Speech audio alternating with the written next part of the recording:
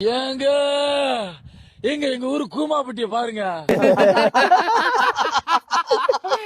யாமாரு ஒரு கூமாப்பட்டி எல்லாம் okay, but அவர் கன்னியாகுமரி சான் சிலையே உந்தன் அழகுக்கில்லை ஈடு,